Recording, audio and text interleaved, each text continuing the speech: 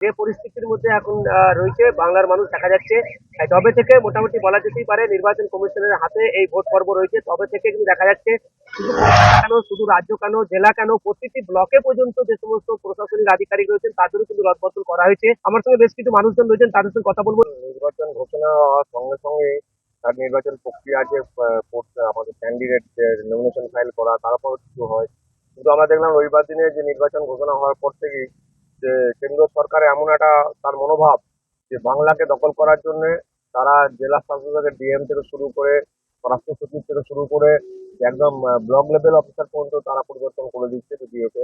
এইভাবে তারা মনে করছে বাংলাকে দখল করা যাবে, কিন্তু তারা মূর্খের সঙ্গে ব্যাস করছে।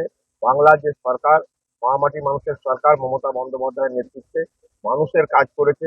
এখানে কোনো ভেদাভেদ দেখেনি কে কোন রাজনৈতিক দলের সঙ্গে যুক্ত বা কারা কি করে, কোন রাজনৈতিক দলের মিছিল মিটিং হাঁটে, সেটা এখানে বাইরে নয়।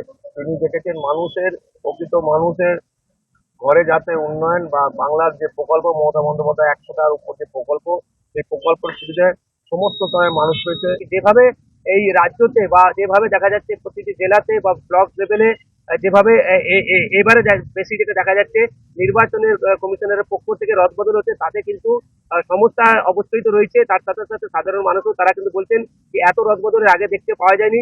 এবারে একটু বিশেষ করে দেখা যাচ্ছে এত রদবদল হচ্ছে, সেই বিষয় নিয়ে মুখ খুললেন জয়দেব মুখার্জি। ক্যামেরায় ঝিলিক মুখার্জির সঙ্গে পিন্টু প্যাটেল, বাংলা জাগো।